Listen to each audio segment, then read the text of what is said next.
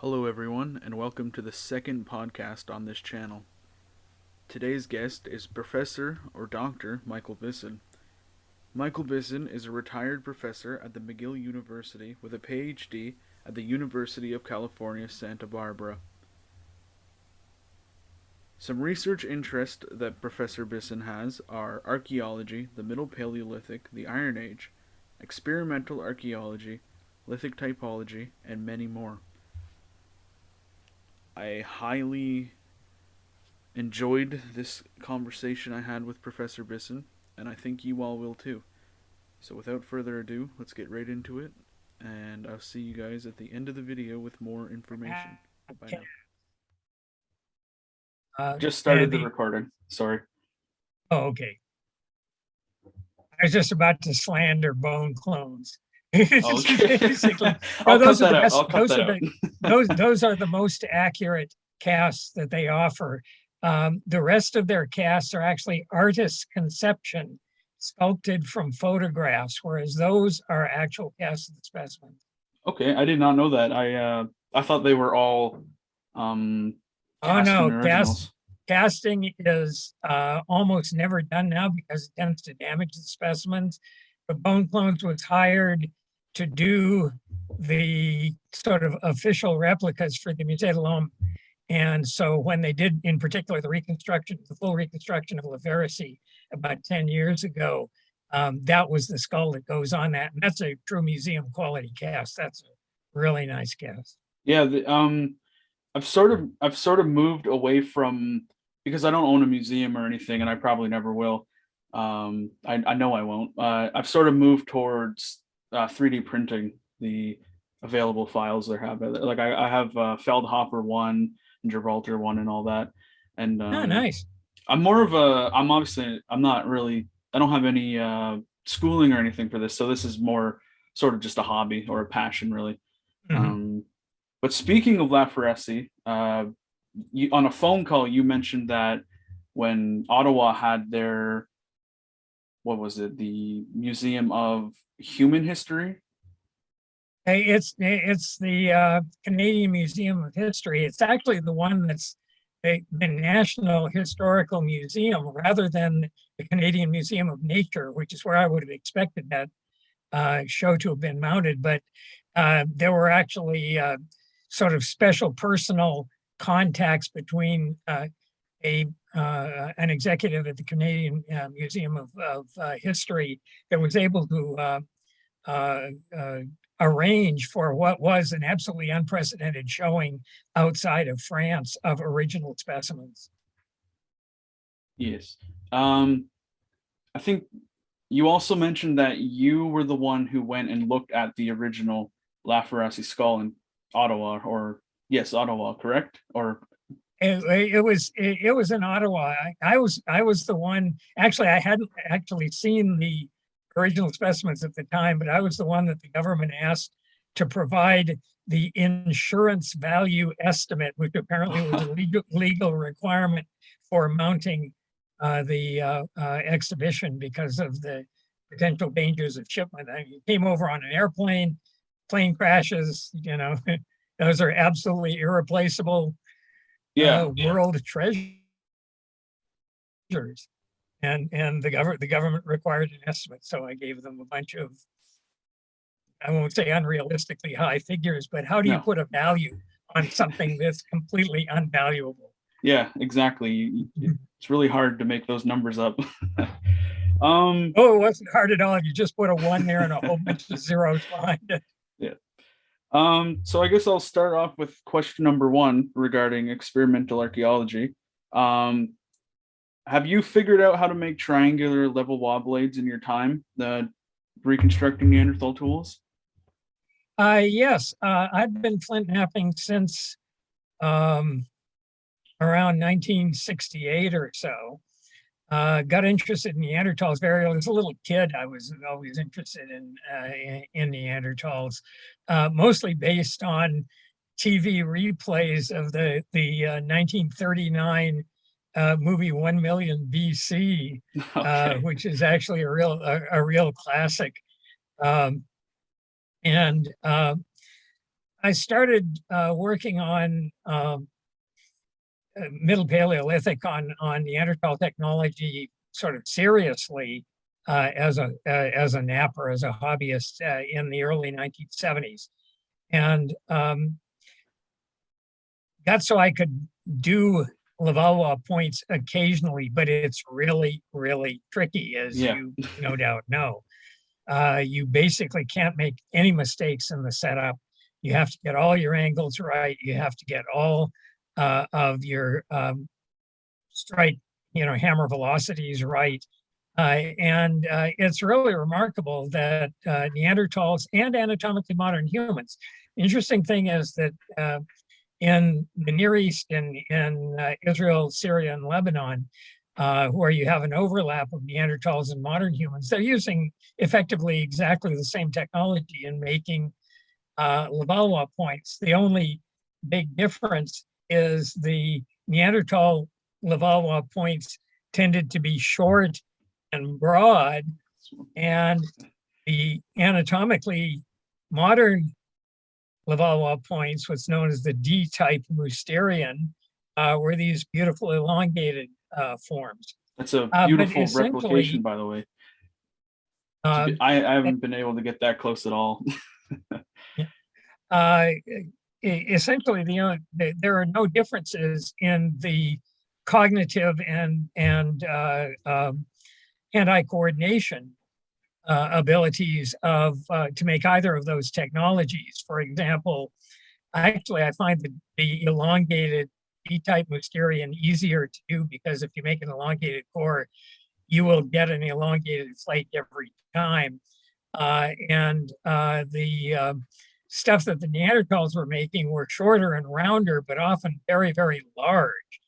And I've seen Levallois flakes, thin Levallois flakes, more than 10, 11 centimeters in diameter. And that's absolutely remarkable to get it right without it breaking when it detaches. Yeah.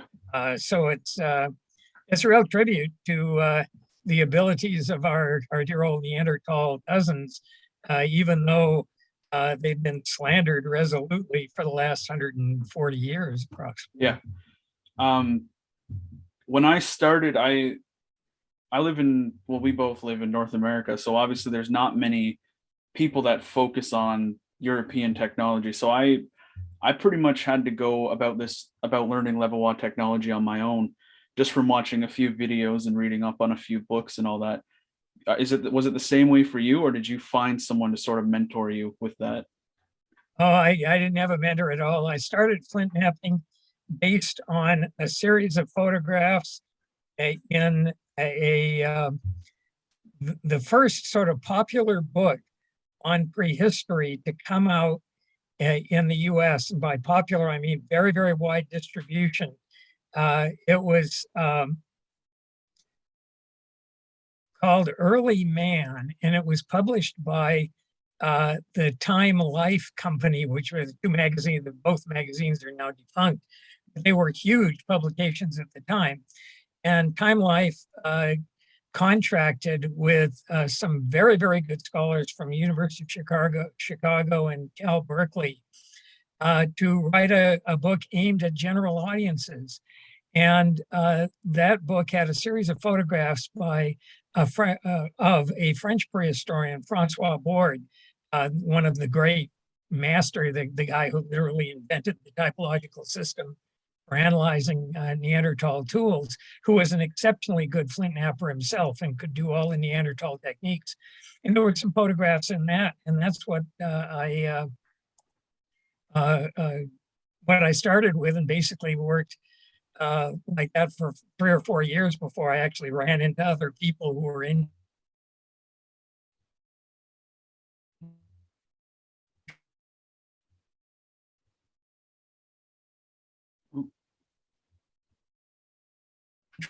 The famous walking humans graphic, which starts with something sort of bent over and ends up with something completely vertical, that was picked up by popular culture and has been mimicked a million times. But that was the book that actually initially produced that graphic. Yeah, it's very, as you can tell, I'm a younger person. um, and the way I sort of figured out what level one technology is actually through a YouTube video, and that would be a video I saw you in. Um, I'm not sure where you were doing the demonstration. I think it was the Smithsonian, Yes. and those are sort of the videos that introduced me to level one flint knapping. So it's indirectly you sort of pushed me in that direction Oh, of good. Well, steering I'm mapping. I'm I'm happy to have given you a little bit of a shove. It's fun. And it's deceptively tricky to do. And that's one point whenever I give public presentations on Neanderthals that I try to point out. Popular depictions of Neanderthals have inevitably shown them as sort of klutzes, not particularly coordinated, and far from it. Their sense of geometry, or their ability to understand important geometric and force concepts, was essential to the successful execution of that technique. And recently, actually, in a paper I'm working on a different subject now, one of the things I point out is a publication recently that actually did a systematic study of the various technologies from old one up to upper Paleolithic blade technology, with the nappers with basically wearing football helmets with a whole bunch of brain sensors that were tracing brainwave activity and everything else. And the bottom line is that Levallois technology, supposedly made only by Neanderthals, and Handex technologies made by supposedly even more primitive early humans, is actually both conceptually and mechanically more difficult to execute than the blade technology that supposedly made anatomically modern humans superior to Neanderthals. And that's something that's useful to remember. Our early ancestors' behavior is difficult to interpret because so much of the evidence disappears through natural processes, weathering, decomposition, things like that. There's a vast amount that we don't know about them, and we have tended to underestimate their abilities. For example, Homo erectus ends up on islands off of Southeast Asia by over 100,000 years ago, or some descendants of Homo erectus, and they had to have had boats to get out there. There's no other way to explain it. I think the pendulum that has been the way we view our early ancestors has swung dramatically over the years. The earliest, the 19th century, they were all horrible, essentially not very intelligent savages. Beastmen. Thomas Hobbes' characterization of actually, he wasn't talking about early humans, but he talked about their lives being nasty, brutish, and short. People have misconstrued that to actually mean they were nasty, brutish, and physically short.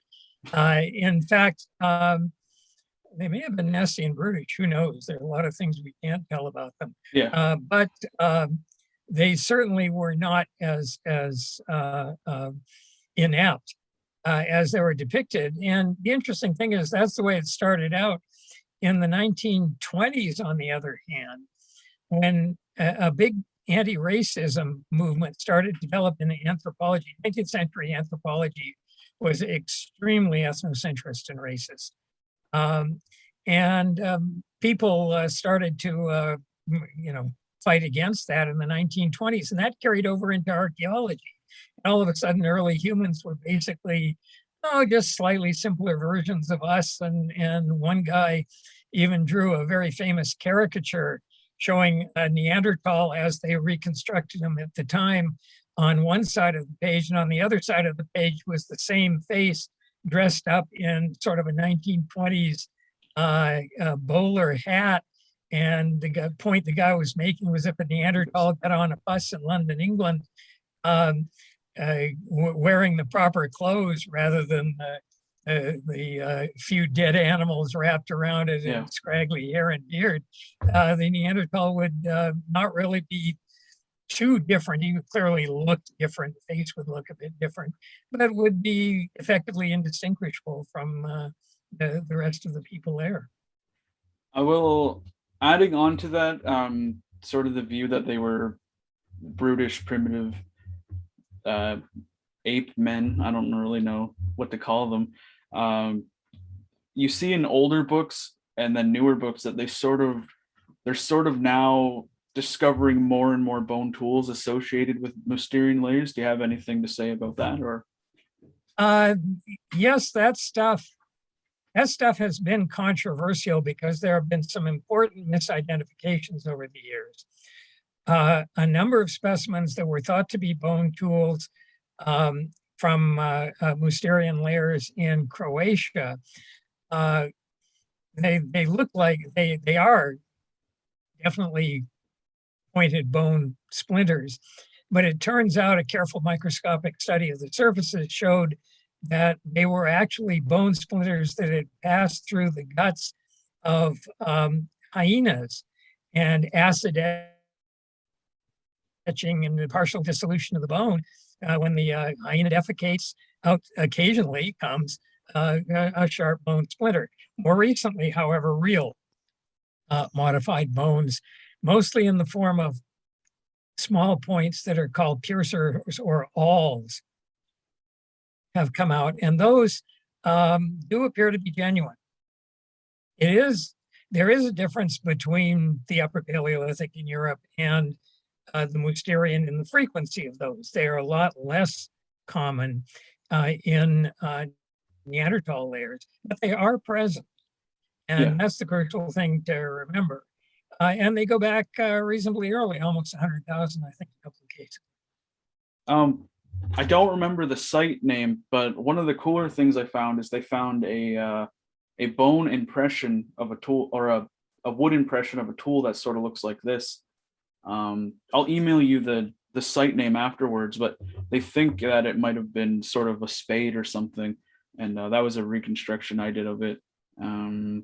Oh, that's right. Actually, that's pretty good, pretty darn good reconstruction. You're a lot better than I was at your age doing those things. I've been at this for now maybe 8 years, but I've Huh. only gotten sort of good in the last couple. It takes uh, practice. That's another thing I try to emphasize to people. The proper execution of lithic technology takes practice, and some of the rather crude looking tools we find in the archaeological record now are now being recognized as probable children's lithics, that is, people learning. And it's actually become a big fad in archaeology over about the last 7 or 8 years, is looking at children in prehistory through tools. And actually, a former student of mine, Professor April Noel, who's now out at University of Victoria, has been a big leader in the study of Neanderthal, basically Neanderthal childhood, has published the definitive papers on Neanderthal childhood. did you see the recent publication, the Middle Paleolithic leaf-shaped point found at Hull Fells? I think is the site name. Oh, Hohlefeld. No, I actually haven't spotted that. I've been working on African stuff for about the last 4 years, so I really haven't kept up with the European literature as much as I should, to be honest with you. Well, I'll just show you that too.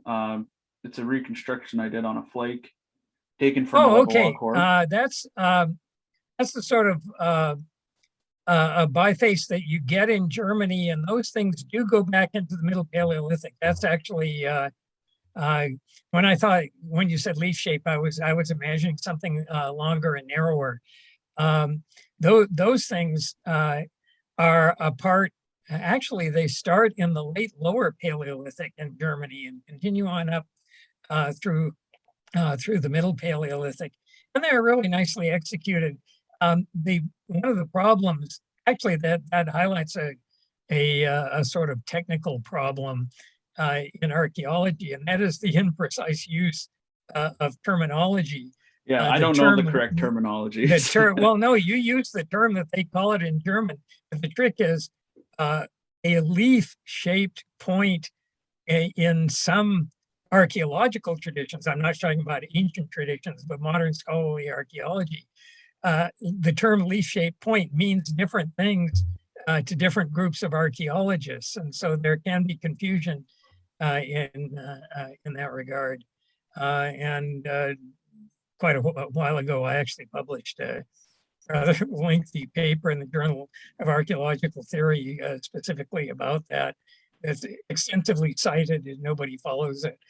And essentially, I was talking about working out more systematic and careful ways of describing artifacts so that we do actually have a universal nomenclature, which we're close to now, but we don't have completely. And the leaf shape point differences is a good example.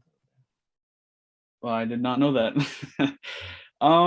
So the next question I have written down here is, what is your, oh, I guess I have a few more questions, sorry. What is your favorite lithic or tool from the time of the Neanderthals that you prefer to reconstruct?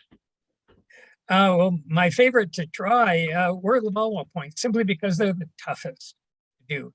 It's real easy to make short, thick flakes and turn them into scrapers. Levallois flakes, if you're not really concerned about the precise perimeter shape, you don't have to worry too much about that.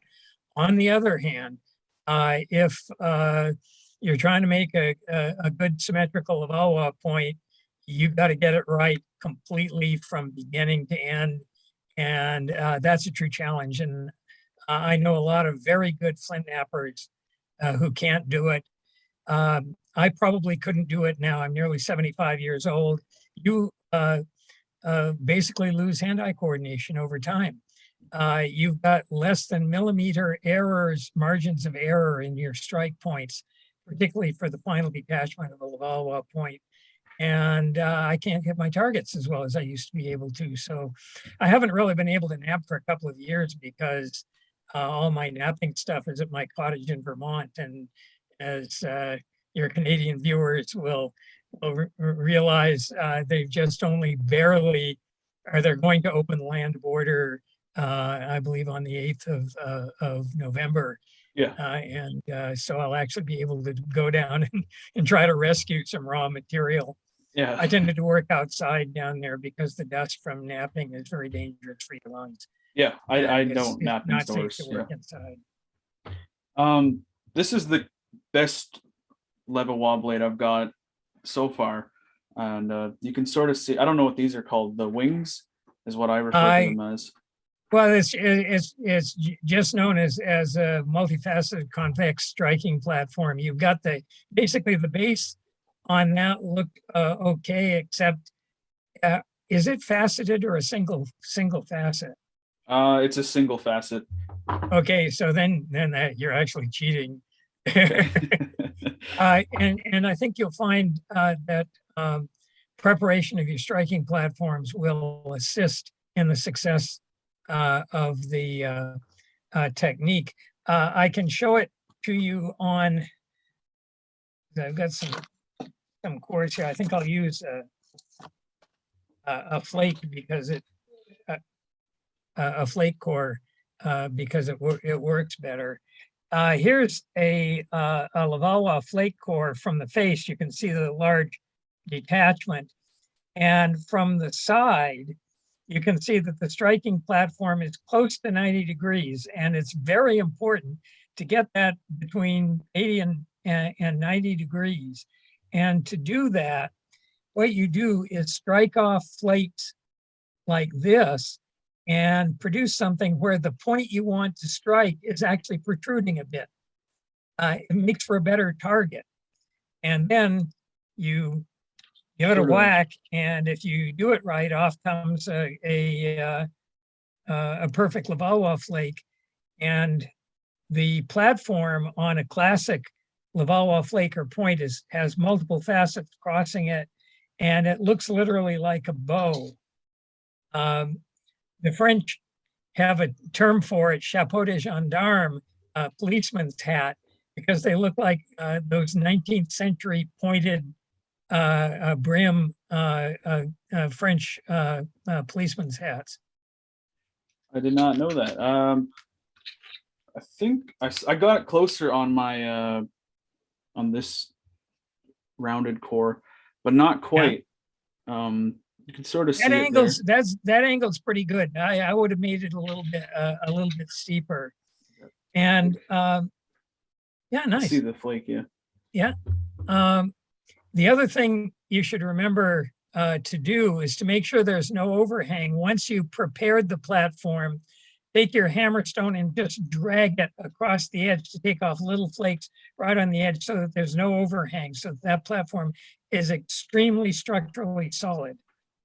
That way, you won't get what amount to multiple strikes in your follow through and your hammer. You might actually strike the platform more than once, and that can cause problems if the edge is very thin. So it's very important to get the platform as robust as possible. As I say, doing it sort of in a braiding motion like this to take off the last bits is the best way to do platform prep on a Levallois core, Awesome. or I'll do actually that on next any time. core.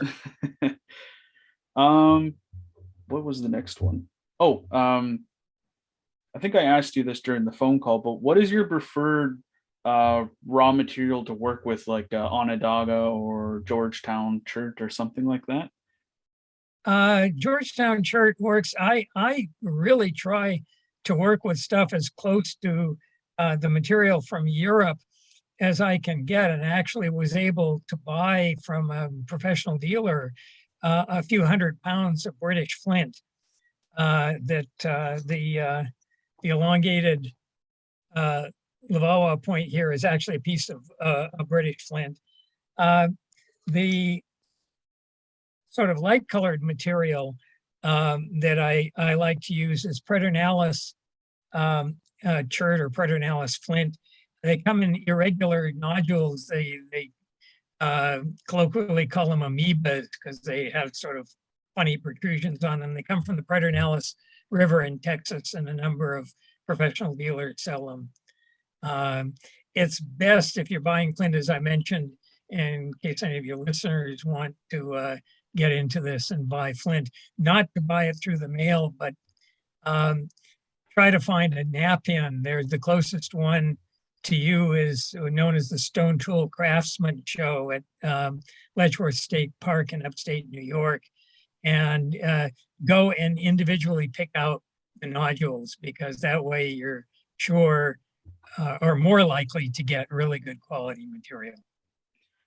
Yeah, especially trying to make Levallois cores. If you're ordering through the mail, it's not always guarantee you're going to get a good core for that. The last time I purchased rocks through the mail, they all came in and they were really thin, and I couldn't really get a convexity on them. So they all turned into hand axes and Oh, other that's always good. bifaces. I Yeah, I don't love have hand anything axes. against hand axes. No, I actually, speaking of hand axes, I have one that I used to butcher a pig with, and it's made out of Onondaga from Ontario. Oh, nice. Um, I love making these little butted hand axes. I'm not sure how well you can see it, but anyways. Well, not a few years ago, about 20 years ago, I was doing some systematic experiments to replicate utilization wear on stone tools. And I needed to do some butchering wire, and I didn't really want to go to the store and buy meat and basically ruin it. So I have a cottage in Vermont, and there are a lot of hunters in Vermont. So what I do at the beginning of hunting season, when I go to the deer check-in stations, because all legally shot deer are registered, the biologists weigh the carcass and collect a tooth. And basically, they're doing an exceptional job, actually, of monitoring their herd.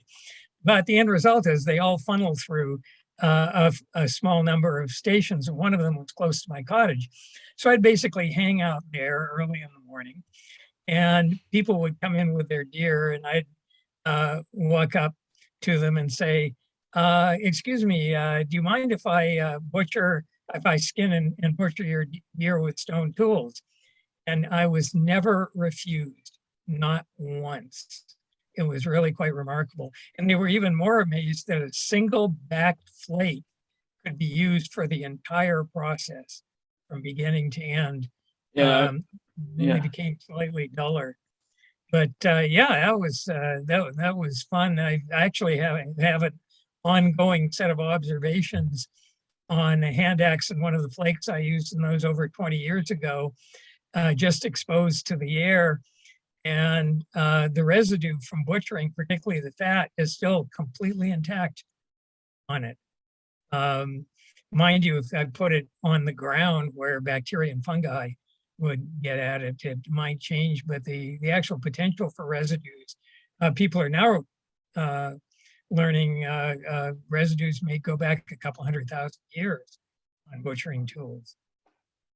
I think it's not the same thing, but that's where it's called microanalysis. Is that when you Yeah. look really close? Yeah, yeah. That's what I Is- was doing. That's what I was setting up, making comparative specimens for. Yeah, that stuff's all really interesting. Excuse me. That stuff's all very interesting. And then reading about it later. Obviously, I've never taken part of anything like that, but it's that that part of it. I'm a butcher by trade, so a lot of that stuff is very interesting to see how it hasn't really changed. We've just switched tools. We've gone from As, stone to steel. speaking of butchering, there's a really interesting Neanderthal site that was excavated in the 1950s, I believe, in what was then East Germany. And it was never really published. And only in the last 20 years have people started to systematically look at the collections. But they're absolutely fascinating in terms of butchering. The site itself was a very odd place. It was a marsh above a coal deposit, or a series of water holes above a coal deposit. And one way or another, the soil chemistry was such that every so often there'd be major blooms of cyanobacteria and poisonous algae. Animals would come down to drink, get poisoned, and fall over dead. In some case, huge mass death events. There was over 40 straight dust elephants in one mass death event, and over 110 deer in another one. And every so often, Neanderthal bands would come by and find all these dead animals, and it's like bonanza time. And what's interesting is that they had what amounted to an infinite supply of meat, which of course wouldn't last very long because it would rot. Yeah. But for a very short period, they had all the meat they could possibly eat and 100 times more. And so they started butchering, they were butchering the animals to pick out what they liked. This is the first time we've really had a look at Neanderthal taste. And it turns out that the rumps were butchered and the tongues were cut out. So they liked rump steak and tongue. That's what early Europeans were doing with the bison. They were cutting the tongues out and leaving the rest of the animal, if I remember It's actually correctly. a very common pattern. There's a very famous Paleo-Indian site in the Western United States, the old Olson Chubbuck site, where groups of First Nations people were driving buffalo herds into a very abrupt, steep-sided gully. And in one of the episodes, there was something like 100 bison killed. And again, they were very selective in the butchering. In that case, it was the tongues and the meat on the hump, and everything else was left. That's pretty cool. So it seems like a pretty general pattern in prehistory, interestingly enough. Going back to the site in Germany, do you think that Neanderthals possibly could have, I guess I'll call it jerky their meat or smoke their meat to preserve it? Do you think they had any sort of? We have no method like evidence that it's certainly likely that meat was being dried. And in cold environments, that's actually not that difficult because cold air is dry air. And it also keeps the cold air is good for keeping bacteria counts down, and certainly flies and other insects that produce maggots that deal with meat very efficiently are all less prevalent. So drying meat, I think, was almost certainly going on. the smoking meat leaves evidence in the form of smoldering hearths. And we don't seem to find those with Neanderthals. Indeed, there's still a long-standing and ongoing debate about whether or not Neanderthals could make fire as opposed to use natural fire. I tend to fall on the make fire side, but Dennis Sangath from UBC and the late Harold Dibble from Pennsylvania published an analysis of some sites in France where they found that fire was found in layers during warm geological periods, but during cold geological periods. I'm not talking about seasons here, but I'm talking about long-term time spans. There was almost no evidence of fire in the cold periods, or no evidence at all in these multiple layer Neanderthal sites. And they came to the conclusion that and this is sort of counterintuitive. You think fire would be much more useful in cold periods, as it certainly would. And they came to the conclusion that the problem was that Neanderthals could only capture fires, and fires are much more common. Strikes on dry vegetation can create natural fires, whereas natural fires are exceedingly rare in sort of periglacial or boreal forest circumstances. Other sites, however, do appear to show fires in cold periods as well, so we don't know. But that Sangath and Dibble's hypothesis matched the plot line of that famous film Quest for Fire very closely. Actually. Yeah. I haven't watched that. I've read the book. I haven't watched the movie since I was Oh, younger. you should watch the movie. It's quite hilarious. It's got some ridiculous elements in it, including one group of people that I mean, technically the protagonists are Neanderthals, but they are attacked by a different group of primitive humans, which in the write-up by the script writers were called Neanderthals that are much more ape-like. But it's a funny movie, and I like it in particular because it was shot in Ontario, in a marsh in Ontario for much of it, and then in Kenya, and was cast in Montreal. The production was out of Montreal, so I met a number of the cast members and the technicians for it. And the Neanderthal tribe, the sort of hero Neanderthal tribe, the Ulams, many of them were cast, the cast members were taken from the McGill Faculty of Education. I thought was rather amusing. I did not know it was shot in Ontario, but I guess a lot of older sort of movies like that, including Clan of the Cave Bear, I think was shot in Canada as well. Oh, I think I'm back now. Okay, yeah, you're back. You're back. I was just saying, I think I cut off right as I was saying I didn't know it was shot in Ontario. Yeah, that's where it cut off. I was saying, it seems like a lot of those movies were shot in Canada, like Clan of the Cave Bear, if I remember correctly, was shot in, I want to say Alberta, but I could be wrong about that. Alberta and BC. Yes.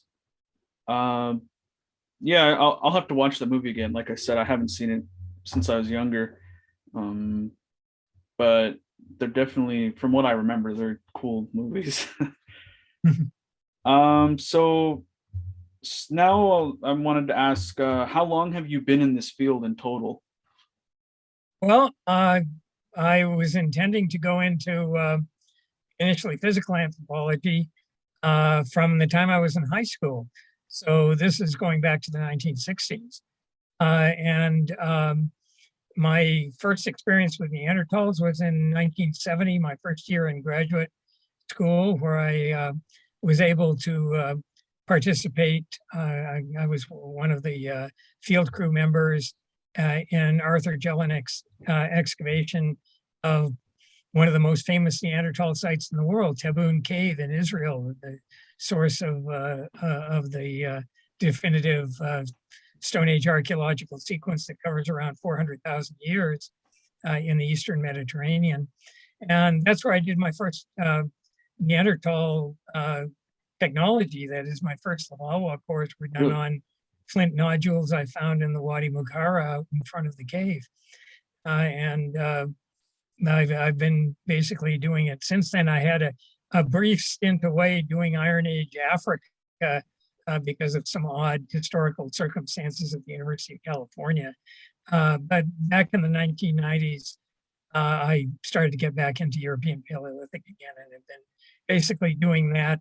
Now shifted over to an equivalent period, the what's called the early Stone Age, Middle Stone Age transition in Central Africa, and I've been working in Zambia since 2016, and I'm just finishing writing up a paper on the preliminary excavations we did at a site in 2019.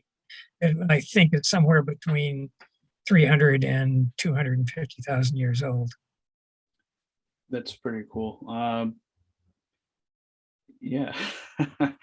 I I'm only 22, so most of my adult life is just starting. So I'm hoping to sort of pursue this more professionally rather than just as a passion or a hobby. Um, I know that you're tight on time, so I don't want to take up your whole day. Sort of the last question I want to ask you is how much has changed over the 10-year period from those original videos that I found that I was first introduced to you? How much has changed over the 10 plus years since then? Um, in terms of new discoveries, only a moderate number, but the way we look at them has changed dramatically. As I said earlier, there's been rather wild swings of opinion on Neanderthal cognitive abilities. They started out in the 19th century as being glorified gorillas. 1920s, they were potential subway riders in London. That went on through the 1930s and 40s, but then in the 1960s and up through the 1950s. And then in the 1960s, and led mostly by American archaeologists, foremost being a guy named Louis Binford, opinions of Neanderthal cognition dropped. Part of that was for good reason. Some sites that were thought to be evidence of Neanderthal ritual were demonstrated definitely not to be. Monte Circeo in Italy, for example, where supposedly a Neanderthal skull was placed ritually in the back of a very small cave that's now definitively been shown to have been a hyena lair, and the Neanderthal skull has all sorts of hyena gnaw marks on it. The La Pharisee burials, for example, if you've seen the drawings of the site that show 9 geometrically, there's La Pharisee 1, 9 geometrically placed mounds with 3 lines of 3s offset in a chevron pattern, with a stillborn infant buried in the apex of the point on the design.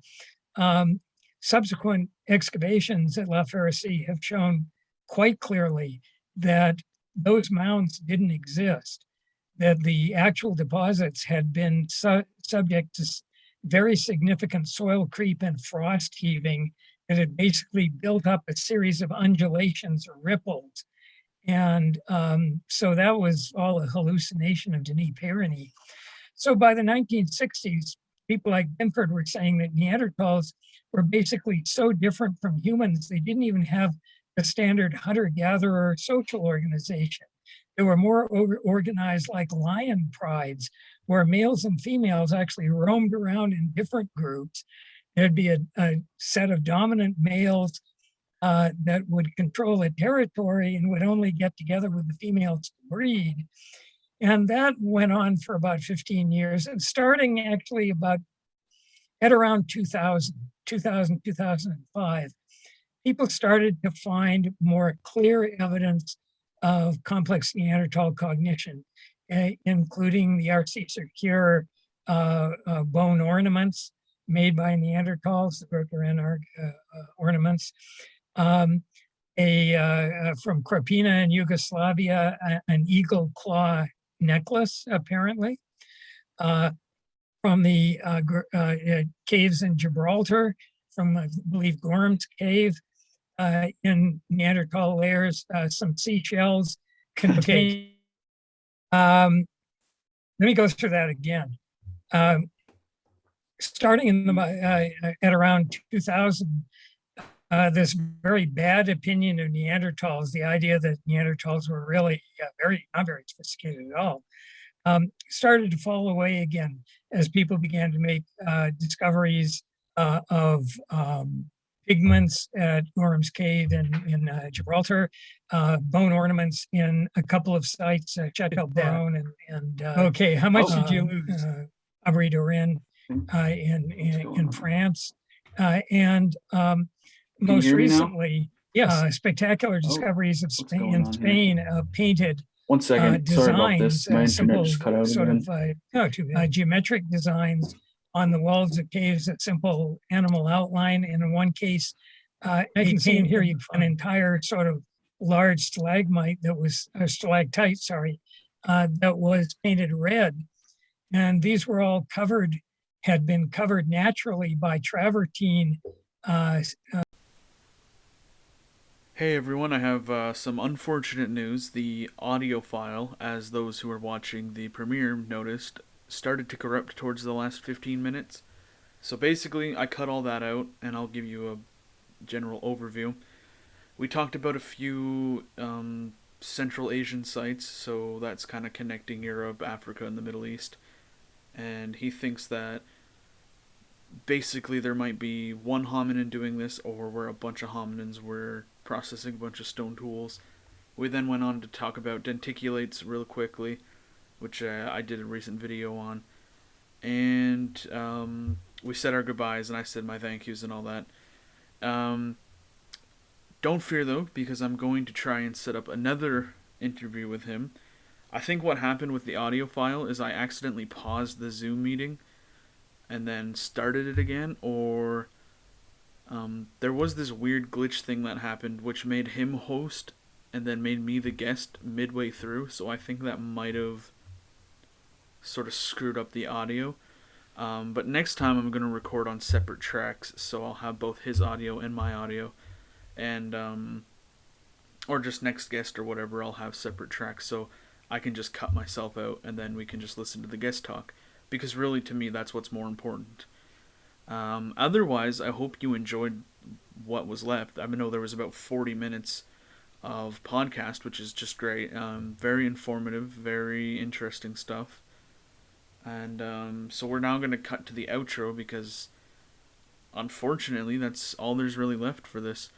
Again, I apologize. This is pretty much my fault, and sucky internet, but what can you do about that, really? Yeah, so thank you guys for watching. I hope you enjoyed. I know a lot of you really enjoyed the conversation we had, so I'm going to keep the original version private just in case there is a way in the future. I'm not tech savvy. I bash rocks together. I'm not tech savvy enough to separate the audio tracks from one video file. But I will upload this version, or I did upload this version, so you guys will get this. And then in the future, I'll try to set up another interview with him. So thank you guys for watching, and I'll see you next time. So, what did you think? I personally had a great time learning so much from an actual professor, and somebody who's been in this field longer than my parents have been alive. So basically now I just wanted to clear things up, since Dr. Bisson doesn't really have a social media presence and there's nothing to really promote of his. I wanted to give you some basic definitions of terminology we were talking about. So Levallois, spelled Levallios, is a lithic tool industry commonly associated with Neanderthals, found throughout the Middle Paleolithic. However, as we found out, I already sort of know this, but as the name implies, I mostly focus on Neanderthals. As we found out, Levallois technology was actually used by Homo sapiens and Homo neanderthalensis. And I highly encourage you to look it up. It's my favorite tools to reproduce, as most of you will know. Identiculate, we kind of mentioned that towards the end of the video or the podcast, is a toothy tool. I actually just recently put a video out, and it'll be right up in the top corner. You'll see it right after the video ends. Um, I put the name of the butchery site. It's called. Let me pull it up. Look up Nemark Nord 2. There's not much public information available on it in English, but if you speak German, it'd be perfect for you. The information that is available in English is very interesting. Excuse me. And I highly encourage you to check it out. And in the comments, please thank Michael Bisson for watching, or not watching, for coming on and talking to a strange young doughboy from a small city in Ontario. It was very kind of him to spend an hour talking to me. I learned a lot, and as mentioned, I had a phone call with him before that lasted about 40 minutes. And I'm just pretty much taking in all the information I could for this. So if I sounded a little bit slow, I will say in this video, it's because this was as much as a learning experience for me as it would be for you guys. Because so far I haven't really been able to ask any experts on Neanderthal technology. So really, this was very fun for me. I'm sure I'm going to listen to this over and over again. And as I mentioned also, he's one of the reasons I got into Neanderthal technology, or I should say Mousterian Levallois. So we have him to thank for basically how do you say that? Kickstarting my partial career, I guess. I don't know. I do plan to go to school one day for this stuff, so stay tuned for that as well. If you like this kind of content, please like, share, and subscribe, as it helps a lot. And if you want to see more of this kind of videos, go over to Spotify for the Neanderthal Minds podcast. Anthony Okolono. That is not his name. Why did I say that? Anthony at the Neanderthal Minds podcast has a great podcast. I have been featured on it multiple times, and he has, I think, about 20 episodes out now of other professionals. EA Megs has appeared, who's also appeared on my channel, and I recently pronounced that I'm going to be a partial co-host on the podcast. So I'm not going to take up too much more of your time. Thank you all for watching, and I will see you guys in the next one.